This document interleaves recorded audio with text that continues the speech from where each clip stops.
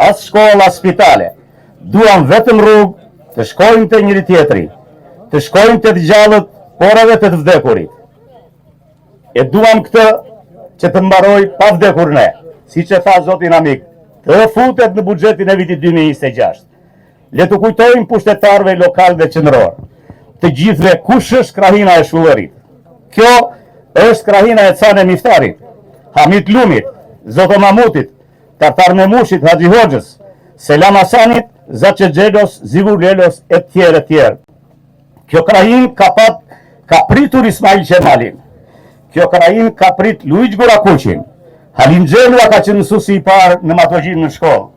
Është krahin e komandave dhe spitaleve të luftës, e shpellave, e kalave, e mozaikëve të lashtë, e ujit kristalt, e mbështetur me krenari në 2 male, Tartar dhe Çipin. Është krahin që ka të paktën 1500 familje që jetojnë këtu, edhe në gjithë Shqipërinë. Është e resurse ekonomike. Blegtori kjo krahin arriti 40.000 krerë kur ishte e banuar nga njerëzit. Ka toka pjellore. Dhe mbi të gjitha ka resurse turistike. Nuk mund të krahasosh këtë krahin me asnjë tjetër në Vlorë. As me Bolen, Vranisht, Tërbaç, Sevaster, Amonic, Treblov, Vllahinj, Llakatund, Myzeqe e tjerë, të cilat kanë rrugë të asfaltura. Ne jemi krenar për rrugën e Lumit të Vlorës.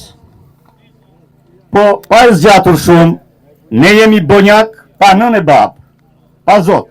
Jemi të gënjur dhe të zhgënjur. Jemi të dhunuar dhe të përdhunuar nga të gjitha qeverit. Prandaj është momenti të ndihemi të mirit, është një shprehje, të mirit kërkoja se ta jep, të ligut rëmbeja se së vret. Kjo padrejtësie ka një emër. Janë përfaqësuesit tanë që ne kemi besuar, kryetari i bashkisë dhe deputeti i zonës. Zero investim për këtë krahin.